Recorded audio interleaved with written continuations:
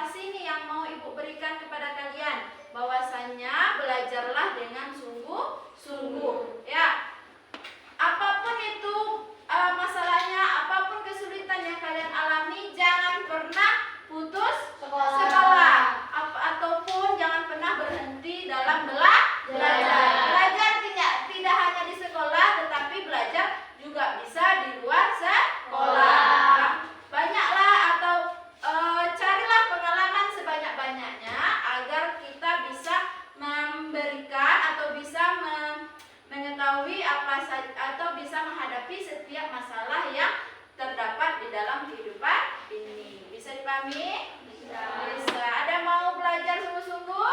Ada. Sehingga masa depan kita bisa tercapai dengan baik. Siapa mau masa depannya menjadi lebih baik?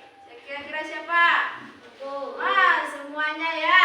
Ibu doakan semoga semuanya bisa sukses ke depannya. Amin. Amin. Ya Rabbal Alamin. Oke. Baiklah, pada pagi hari ini kita akan melaksanakan kegiatan cerita fantasia seperti teks-teks yang lalu. Nih, sebelum kita masuk ke cerita fantasi nih, Ibu mau tanyakan dulu tentang materi minggu lalu. Ya, masih ingatkah materi minggu lalu? Masih. Ya. Mengenai apa materi minggu lalu? Teks deskripsi. Bentar, teks deskripsi. Siapa yang masih ingat apa itu teks deskripsi? Ayo. Teks yang bisa menggambarkan objek-objek yang belum pernah kita lihat. Mantap. Berikan tepuk tangan dulu.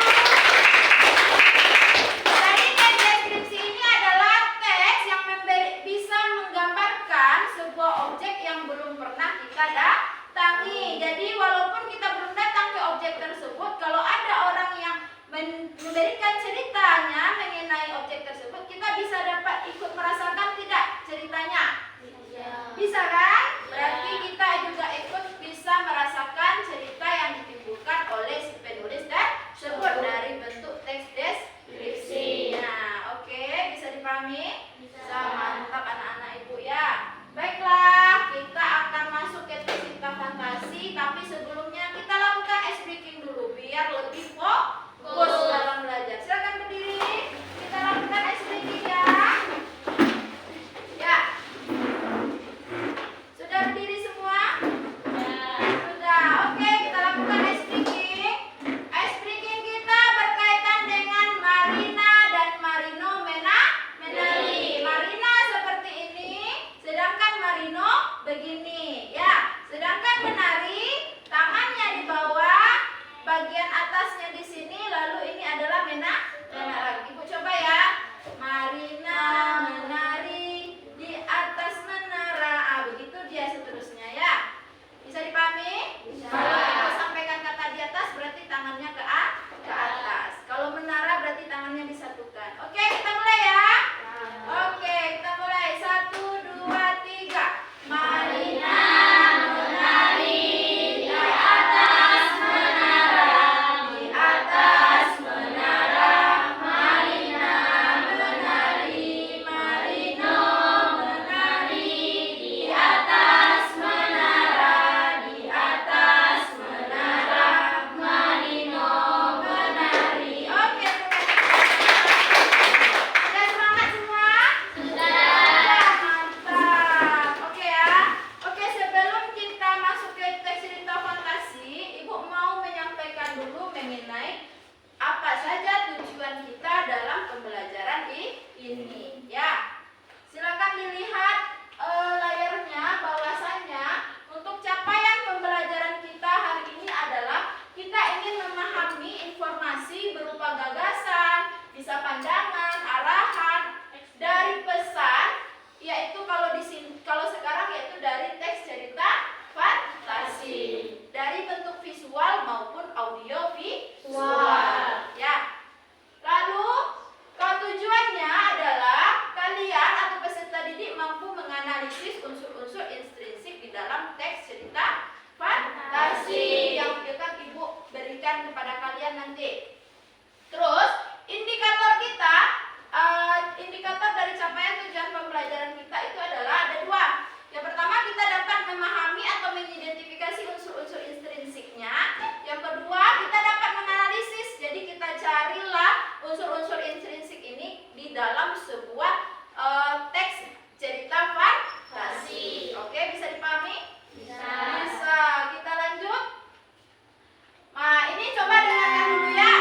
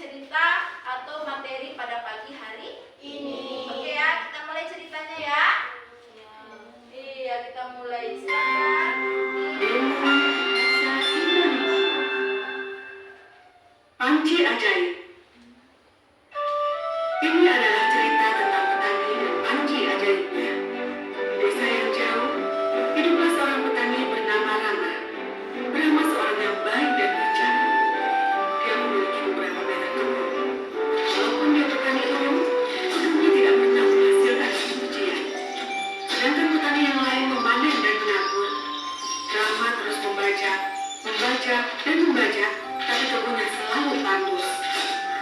Oh, Rama, kenapa kau membajak setiap hari? Kebun ini tidak memberimu apa-apa sejak setahun yang lalu. Kau harus menjual kebun ini dan membeli kebun di tempat yang lain. Oh, kawan, kebun ini milik leluhurku. Dulu mereka bertani di kebun ini. Aku pasti melakukan kesalahan. Aku akan terus berusaha. Aku doakan yang terbaik untukmu, kawan. Rama tidak ingin menjual kebunnya berapapun harganya. Beberapa hari tanpa makanan, dia makan buah untuk bertahan hidup. Setiap hari dia pergi membajak. Aku akan membajak sampai aku mengetahui kenapa kebunku tidak menghasilkan apa-apa. Aku menabur benih setiap tahun. Kemana benihku pergi? Rama membajak dan membajak. Aku sangat lelah. Rama membajak seluruh kebun. Saat itu sudah sore dan dia berpikir untuk istirahat. Saat ini Rama terlalu lapar untuk membajak. Dia akan berhenti membajak saat dia menghantam sesuatu yang keras di dalam tanah. Apa ini? Terdengar seperti sebuah logam.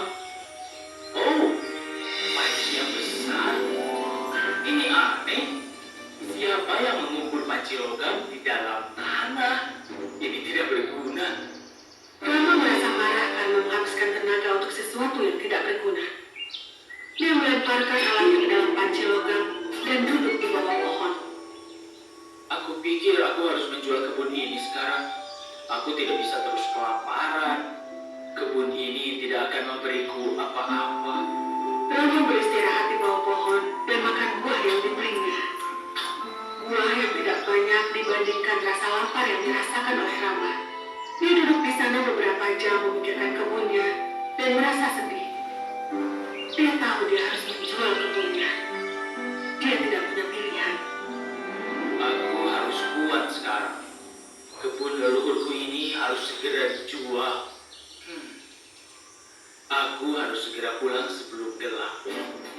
Saat Rama kembali ke panci untuk membawa alat bajaknya, dia terkejut dengan apa yang terjadi. Apa? Siapa yang menyimpan ini? Aku di sini dari tadi. Rama melihat di pot itu ada 100 alat bajak seperti yang dia miliki. Dia tidak bisa membedakan alat bajak yang mana miliknya. Ini tidak mungkin. Apa ini panci ajaib? Akan kucoba sesuatu. Rama mengeluarkan 100 alat bajak dan menyimpan satu buah anggur di panci. Dia tidak mempercayainya. Anggur itu sekarang menjadi 100 buah. Ini benar-benar panci ajaib. Aku tidak percaya. Akan kubawa panci ini ke rumah. Oh, ini berat sekali. Akan kucari tali.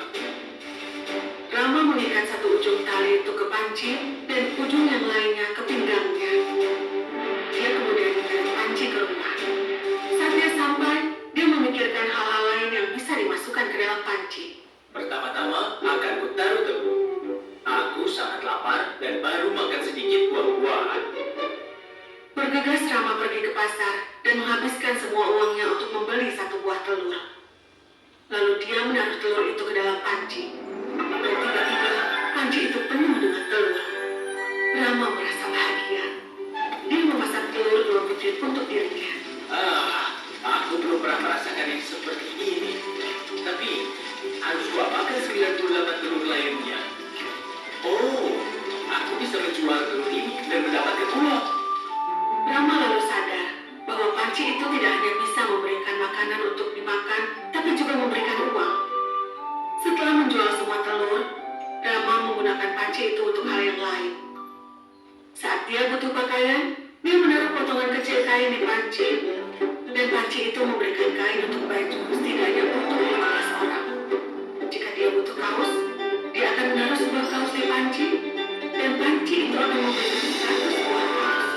Dan dengan cara ini, Rama mulai menaruh biji-bijian, buah, kain, dan bahkan rempah-rempah ke dalam panci. Panci itu terus memberikan sesuatu. Penduduk desa heran dengan kesuksesan petani itu. Namun, tidak ada yang bisa tahu.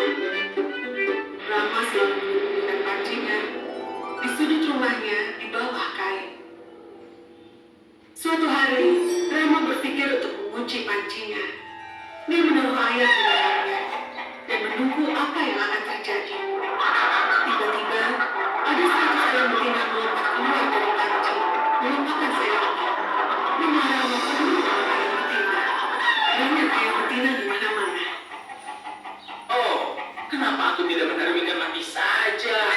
Oh, bagaimana aku menangkap ayam-ayam ini? Rama mengejar mereka semua, tapi mereka terlalu banyak. Mereka duduk di atas meja, terbangkap kursi, satu terbang dan satu duduk di kepalanya. Oh, pergi. Kemari kalian semua. Tapi ayam-ayam itu ketakutan dan ada di mana-mana. Tiba-tiba, Oh, tidak. Tunggu. salah satu ayam terbang dan duduk di dalam panci lagi. Dan kemudian, 100 ayam keluar dari panci tersebut. Oh, rumahku menjadi kandang ayam.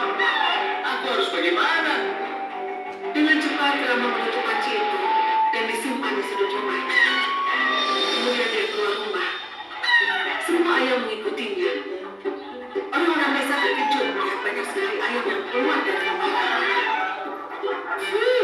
Banyak sekali ayam. Aku harus menggunakan panci ini dengan bijak.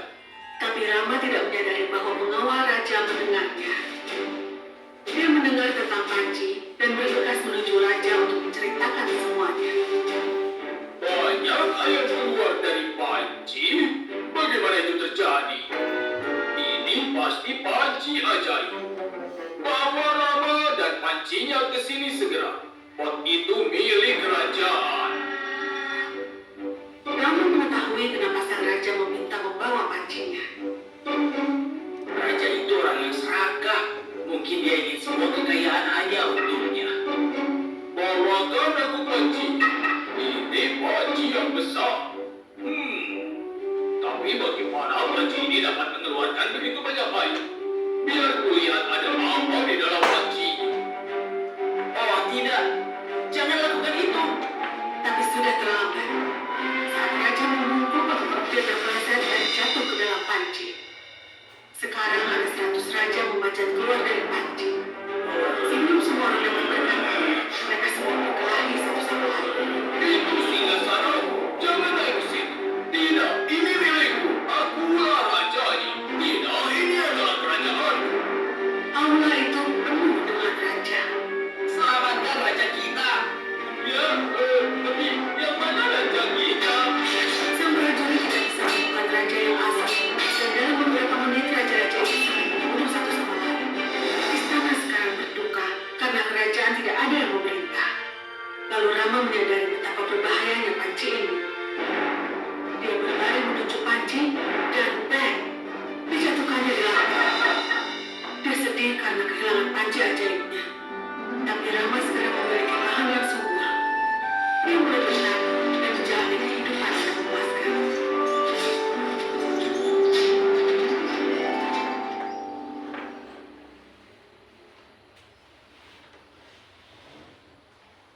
Oke, sudah selesai ya. Terlalu keenakan ya. Senang ceritanya?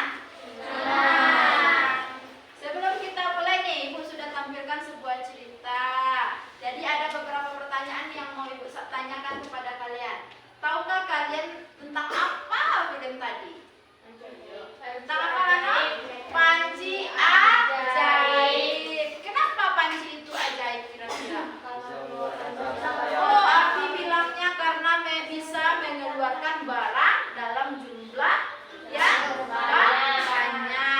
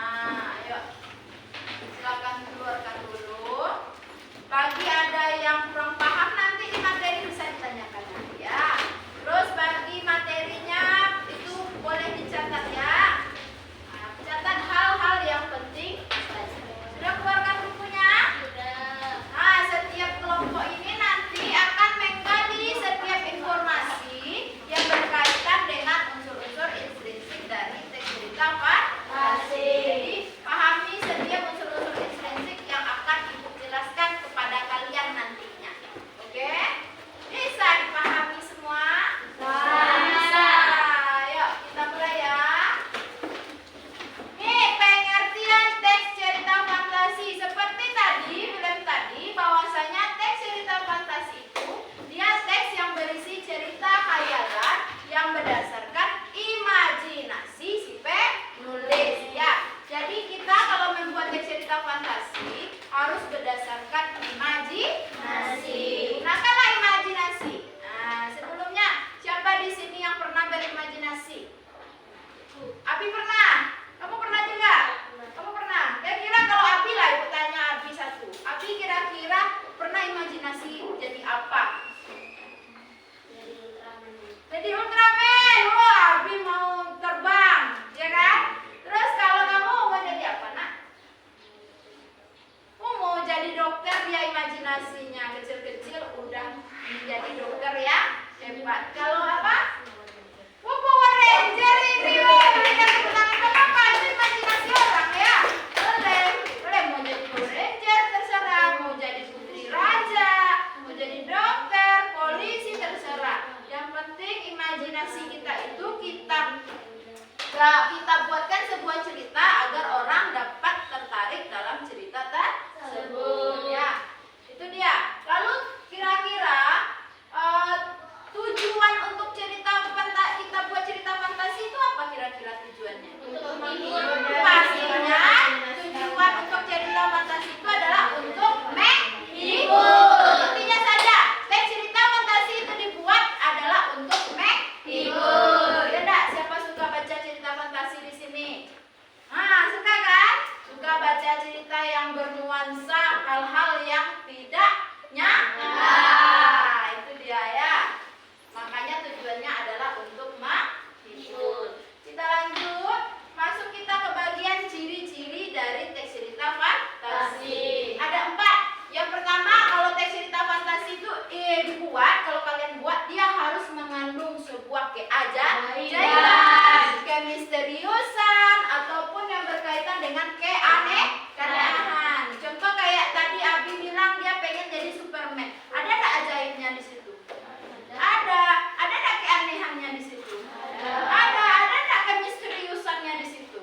Ada, ya kan? Berarti Abi sudah memiliki sebuah cerita fantasi. Terus yang kedua, dia juga cerita fantasi ini juga bisa menggunakan berbagai latar. Jadi apa? Bisa menggunakan berbagai latar. Misalnya dari zaman sekarang ini tiba-tiba balik ke zaman dulu atau zaman dulu kita balik ke zaman sekarang ya. Terus yang ketiga, tokohnya unik-unik. Nah, ya, siapa di sini yang pernah berimajinasi memiliki tokoh yang unik kira-kira? Seperti apa tokoh unik tuh? Kalau si Manadiva seperti hewan yang bisa berbicara. Unik nggak tuh? Unik. Ada di dunia nyata hewan bisa berbicara? Tidak kan? Terus ada yang namanya bersifat fiksi atau berbentuk sesuatu yang tidak nyata. Itu bisa ya. Oke, itu ciri-ciri paham? Paham ya? Kita lanjut ke unsur-unsurnya langsung ya. Jadi ada berapa unsur? 6. Yang pertama ada tema, yang kedua alur, tokoh-tokohan, amanat, sudut pandang. Ada 6 ya, ada 6. Ingat-ingat itu. Terus yang pertama tema. Apa sih tema itu? Tema ini ya, dia berkaitan dengan inti dari cerita. Cerita itu dibuat berdasarkan tema. Kalau tidak ada tema, cerita tidak bisa dibuat. Tapi ingat lagi, tema itu berbeda dengan judul. Paham? Tema itu berbeda dengan judul. Judul itu adalah nama ceritanya saja. Tapi kalau tema, inti apa yang dibahas semuanya, apa yang dibahas dalam cerita itu adalah tema.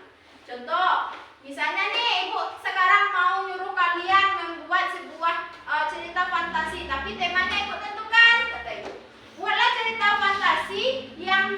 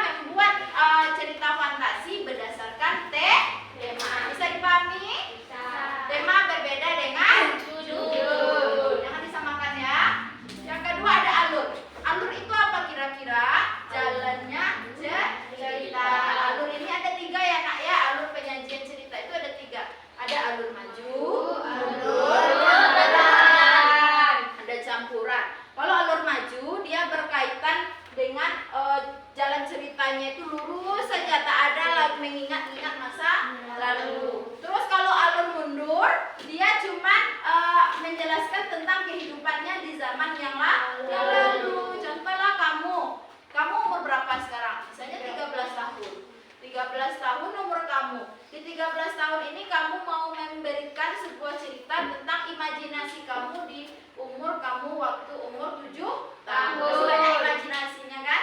Apalagi waktu SD, awal SD. Kok kamu jadi batu? Nah, contohnya kan? Ada yang kayak gitu? Keluarkan kekuatan ninja warriorku. Ada yang kayak gitu?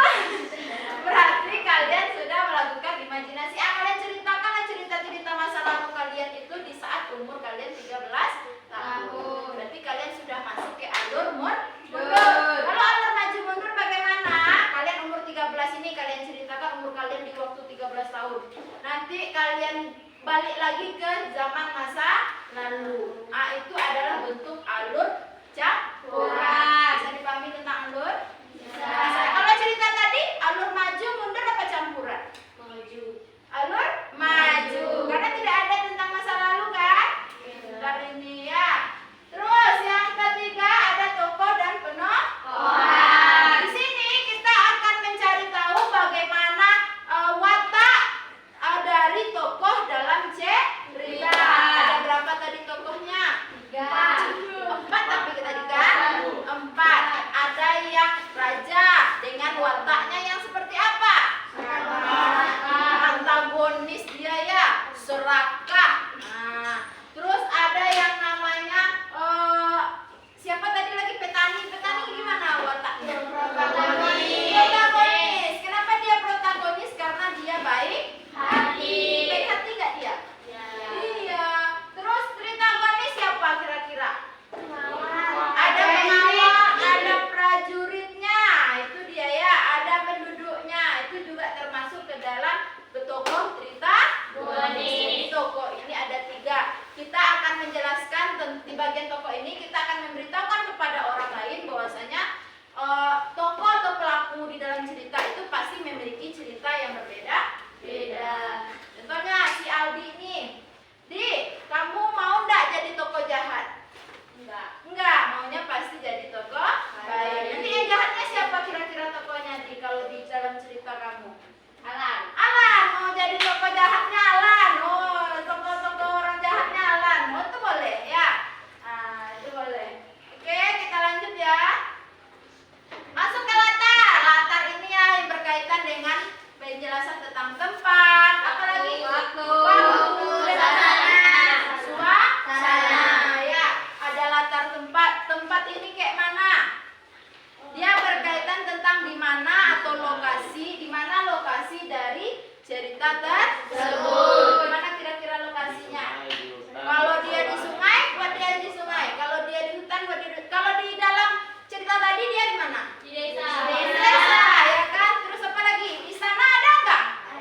Ada. Di kebun ada nggak? Ada. Itu dia. Di pasar ada tidak? Ada. Berarti jelaskan atau sampaikan semuanya yang berkaitan dengan latar tempat dalam cerita tersebut. Yang kedua ada latar waktu. Waktu itu kejadiannya pagi, siang, sore atau malam. Waktu itu yang waktu ya. Kalau siang buatkan siang, kalau pagi buatkan pagi. Itu tergantung dalam bentuk penceritaannya. Misalnya matahari baru terbit dari barat misalnya. Dari timur misalnya. Itu waktunya pagi, siang, apa sore? Pagi. Pagi. Atau matahari sudah tidak terlihat lagi di atas langit. Kira-kira waktunya pagi, siang, sore atau malam? Malam ya. Terus ini dia. Terus suasana. Suasananya bagaimana? Apakah dia menyenangkan, menyedihkan, menyeramkan atau bagaimana?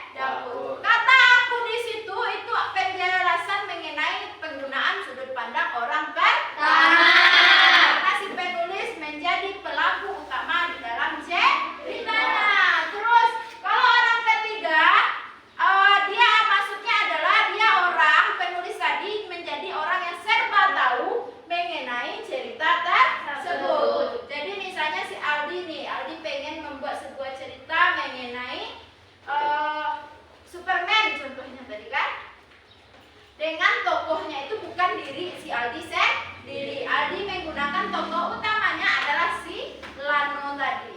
Berarti Aldi dia sedang memberikan sebuah cerita bersudut pandang orang ketiga yang serba tahu dengan kehidupan si Lano. Bisa dipahami ya? Bisa, mantap. Itu dia. Ini contoh kalimatnya. Saat jam sudah menunjukkan pukul 10 malam, Alika memutuskan untuk kembali menyelinap ke dapur. Ternyata kue dibeli ibunya tadi siang masih tersisa. Saat melihatnya, Alika langsung merasa lapar. Tanpa menunggu lama, akhirnya kue itu ia habiskan. Ya, berarti itu menceritakan tentang kehidupan si Alika. Jadi penulis bukan tokoh utama di dalam cerita tersebut. Bisa dipahami? Bisa. Yang terakhir adalah amanat. Ini yang paling utama. Kalau di dalam cerita harus memiliki amanat. Apa itu amanat? Pesan yang ingin kita sampaikan kepada siapa? Pembaca. Ingat, cerita itu harus dibaca. Yang akan memahami si cerita itu adalah si pembaca. Jadi kalau yang kita tonton itu kita yang harus memahami amanatnya. Kira-kira amanat yang cerita tadi apa? Jangan jadi orang serakah. Itu katanya jangan jadi orang yang serakah. Terus ada lagi nggak yang lain? Tidak? Tidak boleh putus asa. Karena Diva tidak boleh putus asa. Ya, oke? Sudah paham mengenai cerita tadi? Sudah. Kira-kira jadi kalau kamu buat cerita, kamu harus menyampaikan tentang amanat apa yang mau kamu sampaikan kepada orang lain. Oke ya? Siap? Siap? Siap. Oke, sekarang materi atau kita sudah menggali semua informasi yang berkaitan tentang unsur-unsur intrinsik. Sekarang kita akan melakukan sebuah tugas. Nanti ada LKPD yang akan Ibu berikan. Silakan kalian tentukan teks unsur-unsur intrinsiknya dalam cerita fantasi yang sudah Ibu berikan kepada kelompok kalian masing-masing. Oke, sekarang boleh bekerja sama dengan kelompok mengenai teks cerita fantasi. Oke ya. Jangan lupa dicatat nama kelompoknya ya, Nak. Jangan lupa dicatat nama kelompoknya karena itu penting. Siapa nama anggotanya? Siapa nama ininya? Ini kelompok ini. Sedangkan yang ini kelompok ini. Ya. Silakan ditentukan buat apanya ya. Kalau kurang ceritanya ini ada kurang. Tadi ceritanya mengenai siapa? Semut ya. Kalau ini kancil dan buaya. Ini kancil. Ini kancil ya? Ini kancil ya. Oh, maaf. Terima kasih sayang. Ini yang silakan kalau kurang ceritanya ini Ibu bagikan lagi cerita. Untuk hasilnya silakan tulis yang di sana ya. Di tabel ini ya, tulisnya. Oke ya. Tambah lagi satu lagi ceritanya ya, biar dapat semua. Silakan kerja berkelompok. Semut ya.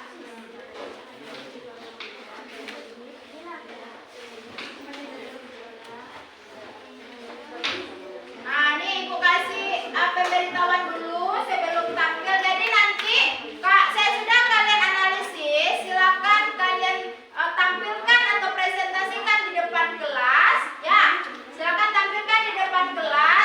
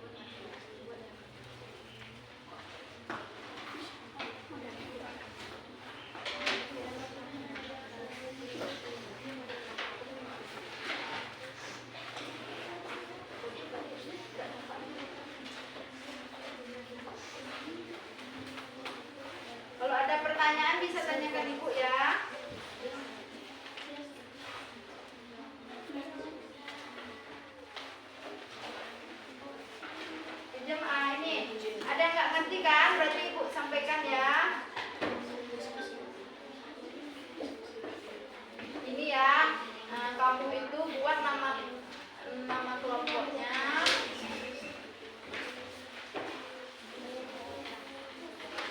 Kamu itu nanti apakan sama teman ya. Coba lihat lagi.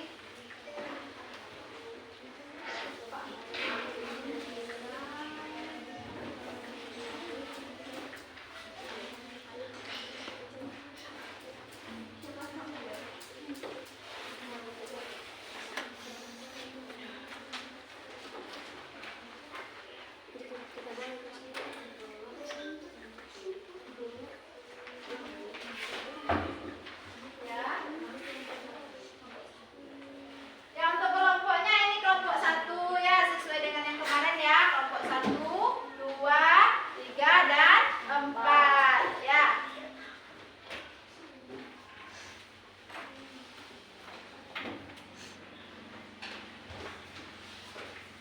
Nah, itu dia. Ada yang kurang paham? Nah, ada yang mananya? Yang bagian mananya? Pembuatan yang ininya. Ya, ini nih.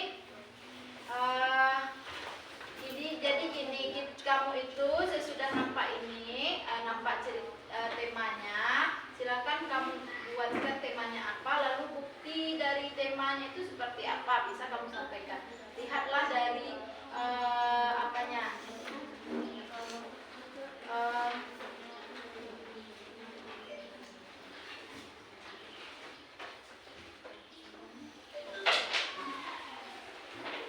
Ya. Nah, jadi kamu sampaikanlah buktinya ini ke dalam tabelnya ini ya. Jadi sampaikan itu kira-kira buktinya di mana. Nah, itu dia. Jadi udah paham ya? Kamu kerjasama ya, itu teksnya ada banyak, coba dibaca. Jadi nanti pas penampilan kelompoknya tidak grogi ya. Oke.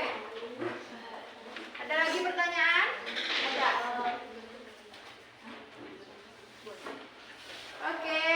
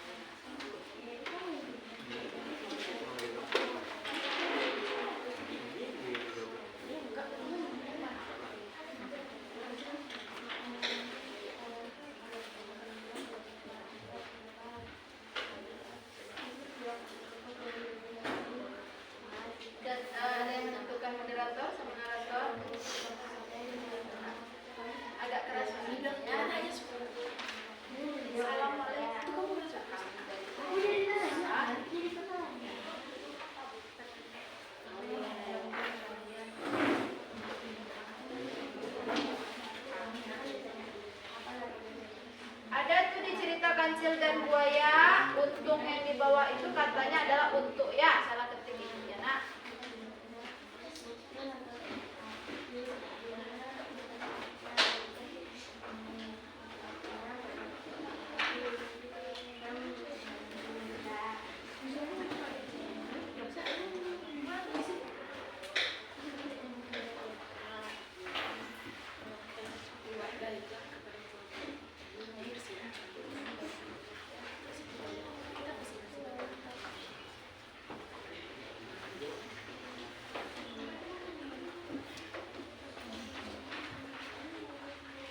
Oke, sudah siap semua?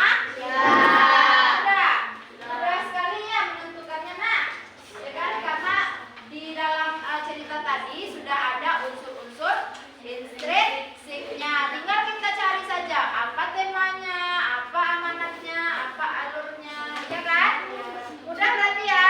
Mudah, karena kita sudah memahami tentang unsur-unsur instruksi cerita fantasi. Oke, kita mulai lagi ya. Silakan yang tampil ini ibu ajak di mana? Mau? Oke ya, silakan yang tampil duluan atau tampil pertama itu adalah kelompok. Ayo tegak, tegak. Kelompok 3. Berikan tepuk tangan untuk kelompok 3. Silakan maju ke depan kelompok 3. Tadi kerjasama ya. Mantap. Semuanya kerjasama. Oke, silakan dengarkan dan berikan pertanyaan nanti kelompok lainnya. Silakan berikan nanti pertanyaan. Assalamualaikum warahmatullahi wabarakatuh. Waalaikumsalam warahmatullahi wabarakatuh. Kami dari kelompok 3 ingin mempresentasikan hasil kelompok kami yang menceritakan tentang kancil dan buaya yang akan diceritakan oleh Tari. Kepada Tari dipersilakan. Kancil dan buaya. Cerita bermula ketika si kancil yang sedang mencari makan di hutan. Melihat banyak pohon yang sudah berbuah di area di seberang sungai, namun karena aliran sungai yang sangat deras, kancil kesulitan untuk menyerang. Sungai tersebut juga menjadi tempat tinggal dari para buaya. Lantas ia menemukan ide di tengah elang yang mengambil seekor buaya. "Hai buaya, keluarlah. Aku punya kabar gembira," seru si kancil. Buaya pun datang menghampirinya.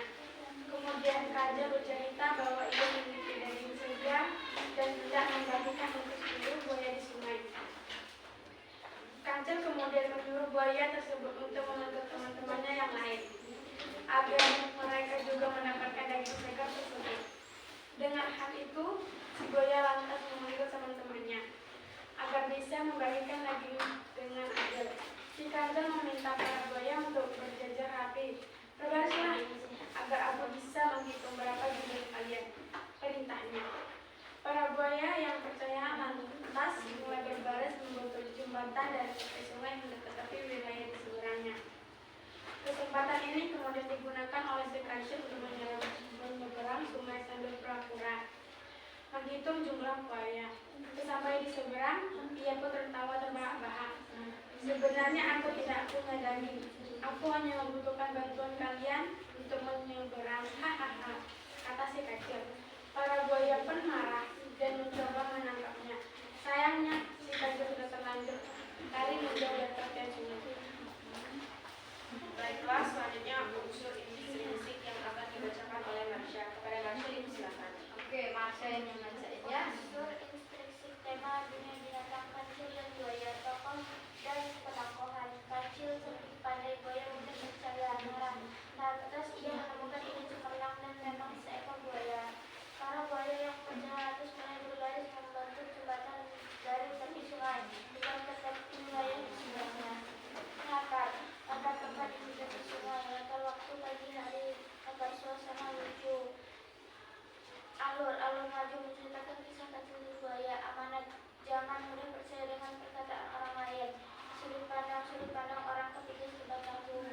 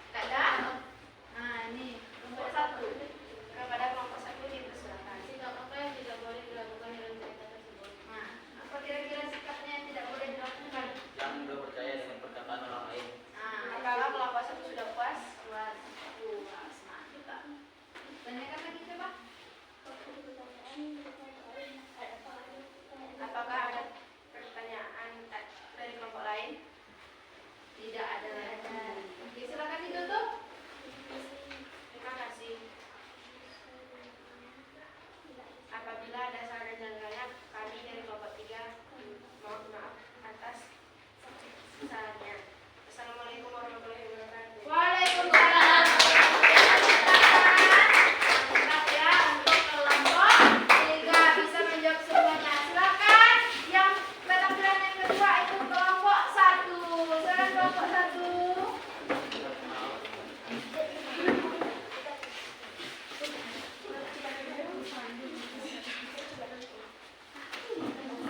Warahmatullahi wabarakatuh. Waalaikumsalam warahmatullahi wabarakatuh. Kami dari kelompok 1 akan membacakan hasil diskusi kami kepada alam kami persilakan untuk membacakannya. Semut yang hemat. Di zaman Mesir kuno ada seorang raja yang adil dan bijaksana. Raja sangat mencintai rakyatnya. Raja juga dikenal sebagai penyayang binatang. Suatu hari sang raja berjalan-jalan, dia menemukan seekor semut. Semut merasa senang dan bangga dikunjungi raja. Bagaimana kabarmu semut? Tanya sang raja. Hamba baik-baik saja baginda, jawab semut gembira. Dari mana saja kau? Tanya raja. Hamba sejak pagi pergi mencari makanan tetapi sampai sekarang belum juga mendapatkannya. Baginda, jawab semut. Jadi sejak pagi kau belum makan? Tanya raja. Benar baginda, jawab semut kembali. Raja termenung sejenak, kemudian berkata, hai semut, berapa banyak makanan yang kau perlukan dalam setahun? Hanya sepotong roti saja baginda, jawab semut. Kalau begitu maukah kau beri sepotong roti untuk makananmu setahun? Kata raja, hamba sangat senang baginda. Raja lalu membawa semut ke istananya. Semut sangat gembira karena ia tidak perlu susah-susah lagi mencari makanan untuk setahun. Sekarang masuklah ke dalam tabung yang telah kuisi sepotong roti ini. Perintah sang raja. Terima kasih baginda, hamba akan masuk, jawab semut. Setahun yang akan datang tabung ini baru akan kubuka, ujar sang raja lagi. Hamba sangat senang baginda, kata semut. Baiklah, itu hasil diskusi kami. Apakah ada pertanyaan dari kelompok lain? Silakan kelompok. Jelaskan mengapa cerita tersebut dikatakan sebagai cerita fantasi. Nah, kenapa? Dikatakan cerita fantasi karena terdapat hal-hal yang tidak nyata dalam ceritanya. Salah satunya bahwa manusia bisa berbicara dan mengerti dengan bahasa binatang. Nah, itu dia. Dia bilang bahwa kenapa dia dikatakan cerita fantasi? Dia karena ceritanya tersebut mengatakan bahwa manusia bisa mengerti dengan bahasa hewan. Makanya itu adalah bentuk cerita fantasi, ya kan? Punya keajaibannya kan di situ? Oke, coba tanyakan. Apakah kelompok paham dan puas? Puas. Terima kasih. Dan apakah ada pertanyaan lain dari kelompok lain? Tuh. Silakan kelompok 3. Bisakah kau sampaikan bukti dalam teks yang mengenai latar tempat di jalan? Latar tempat di jalan. Bisa ya? Bisa.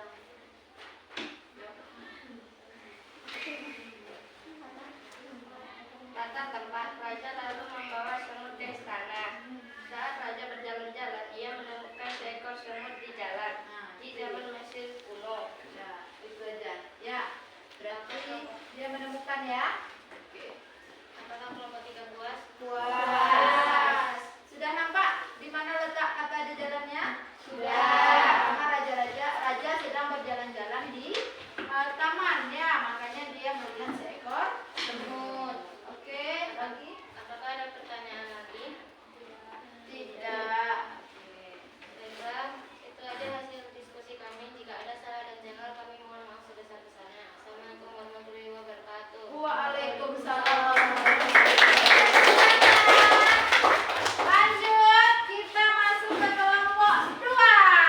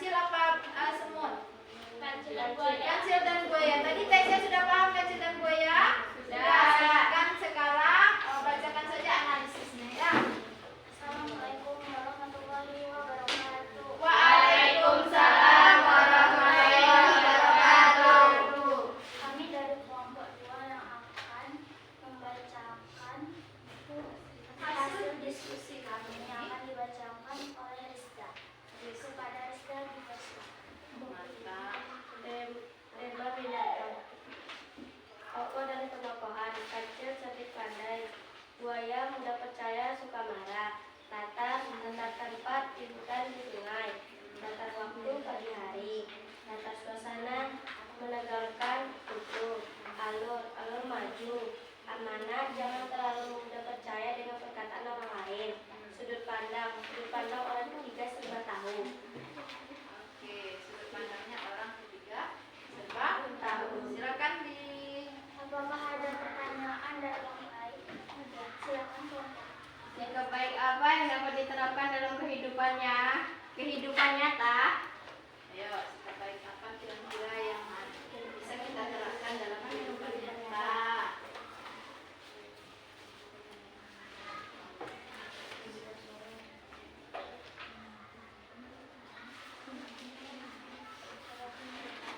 Para buaya yang percaya lantas mulai berbaris membentuk jembatan dari tepi sungai hingga ke tepi wilayah di seberangnya.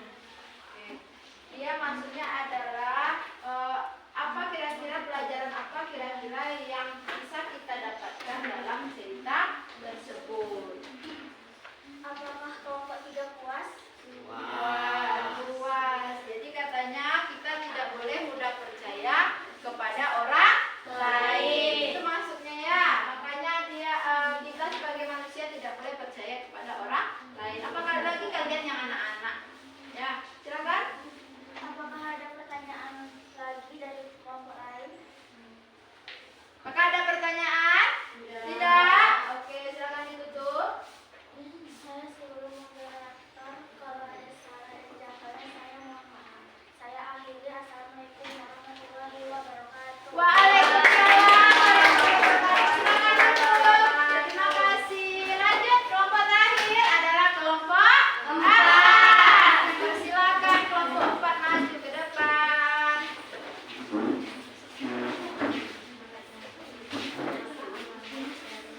Kakimu diperbaiki ya.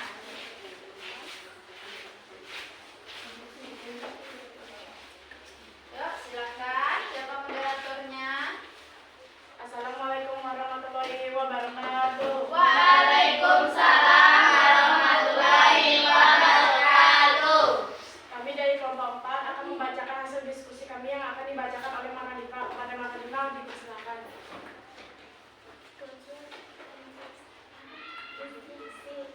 Tema kerajaan dan binatang. Di dalam teks ini, di zaman Mesir kuno ada seorang raja yang adil dan bijaksana. Tokoh dan ketokohan.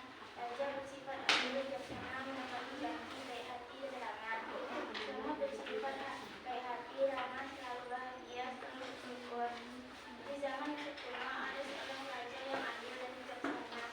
Raja sangat mencintai rakyatnya. Raja juga dikenal sebagai penyayang binatang. Suatu hari saat Raja jalan-jalan, ia menemukan seekor semut. Semut berasa senang dan bangga dikunjungi raja. Kata tempat di istana, di jalan dan di masjid. Kata waktu sore hari, kata suasana senang dan bahagia. Kata tempat, Raja selalu membawa semut ke istana.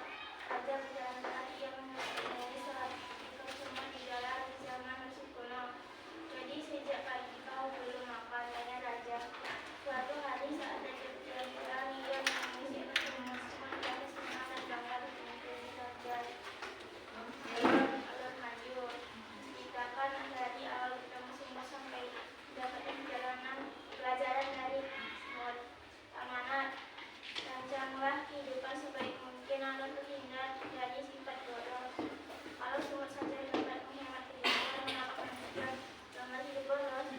Sudut pandang orang ketiga serba tahu. Suatu hari raja berjalan-jalan, ia menemui seekor semut. Semut rasa senang dan bangga dikunjungi oleh raja. Oke, terima kasih kepada Manadipa. Apakah ada pertanyaan dari kelompok lain? Silakan kepada kelompok 3. Apa mandat cerita tersebut? Rancanglah kehidupanmu sebaik mungkin agar terhindar dari sifat boros. Apakah kelompok 3 puas? Puas. Paham ya? Paham. Oke. Apakah masih ada pertanyaan dari kelompok lain? Silakan kelompok 1. Sikap baik apa yang diterapkan dalam kehidupan nyata?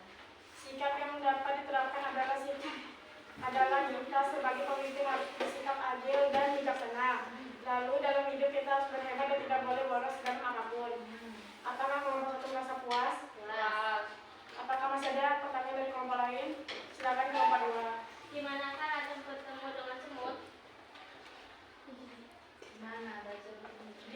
Mesir. Apakah kelompok 2 merasa puas? Puas. Apakah masih ada pertanyaan dari kelompok lain? Tidak. Baiklah, saya sebagai moderator, jika ada salah dan gagal, saya mohon maaf. Saya akhiri. Assalamualaikum warahmatullahi wabarakatuh. Waalaikumsalam warahmatullahi wabarakatuh. Silakan duduk kembali. Oke ya.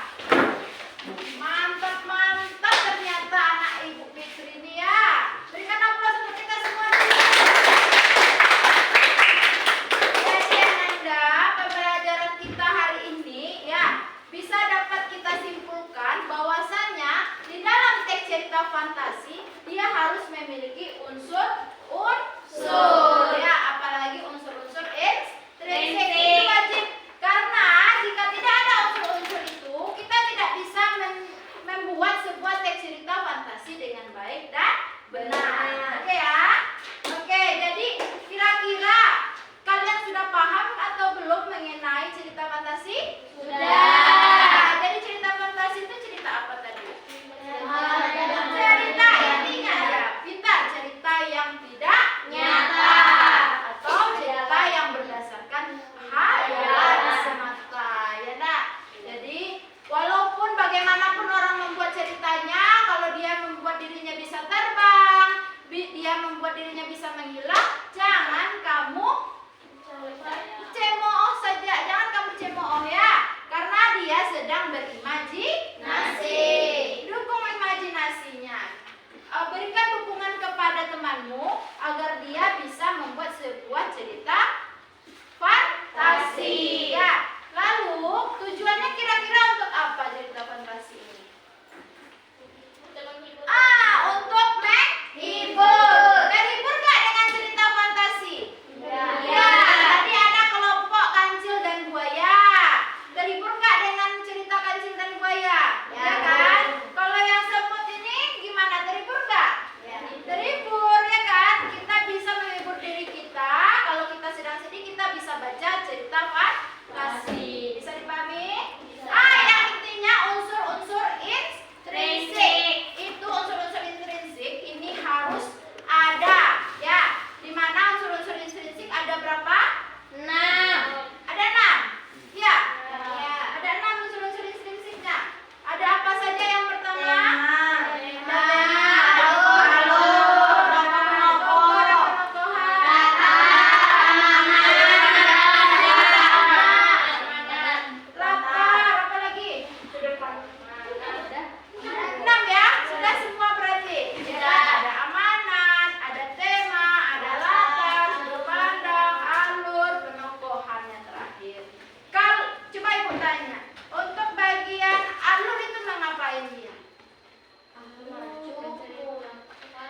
Menceritakan tentang apa alur itu? Berjalannya cerita. Menceritakan tentang jalannya cerita. Ya, bagaimana bentuk jalannya cerita itu diceritakan dalam bentuk alur. Alur itu terdiri dari berapa alur? 3. Apa saja? Maju, mundur, campur. Itu dia ada maju, mundur, campuran. Jangan sampai kita tertukar ya. Kalau kita menceritakan alur mundur, berarti kita menceritakan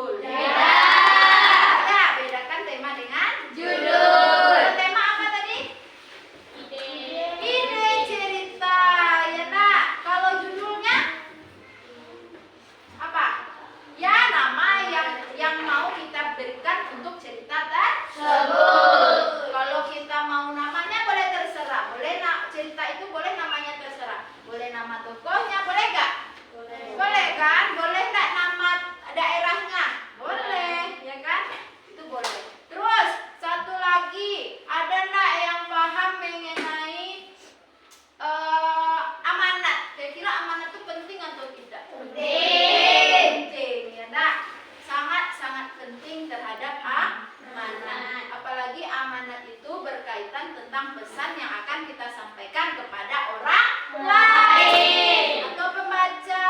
Ya, amanat ini harus disampaikan. Biasanya amanat letaknya di mana? Di awal kah? Di akhir? Di akhir. Pintar. Amanat itu biasanya di akhir. Jadi orang bisa tahu, bisa paham tentang apa amanat atau pesan yang disampaikan di dalam cerita. Kalau kancil dan buaya apa tadi amanatnya? Jangan mudah percaya. Kata Abi, kancil dan buaya kita tidak boleh mudah percaya. Apa maksudnya? Kita tidak boleh terlalu percaya kepada orang lain. Apalagi orang yang baru dikenal. Siapa di sini yang mudah percaya? Besok tak boleh lagi mudah percaya ya. Nanti kamu dikibulin. Mau dikibulin orang? Di sana ada uang 200.000, pergilah. Pas nyampe mana ada, kita sudah malu ya tidak? Ada yang begitu? Ada. Besok nggak boleh lagi ya. Terus kalau yang semut amanatnya apa? Selalulah berhemat, tidak boleh boros. Tirulah sifat semut. Ya, semut tuh bagaimana? Hemat dia kan? Dikasih sepotong roti, tahan sama dia 1 tahun. Malah bisa lebih sama dia, ya enggak? Itu perumpamaan ya. Contohnya kalian kalau dikasih uang sama mama 10.000, ya 10.000, jangan sampai habis. Baru 5 menit masuk ke sekolah, udah habis dia duit 10.000. Jangan seperti itu ya.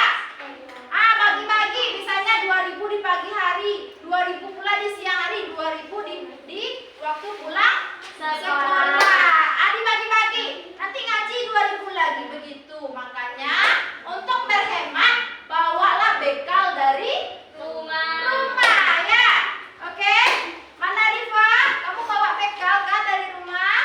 Bawa, jangan hidup boros lah lagi ya. Siapa di sini yang sudah nabung di rumahnya? Weh, mantap. Sudah berapa tabungannya? Udah tahu? Kira-kira ada nggak jumlah tabungan yang kalian simpan di setiap hari?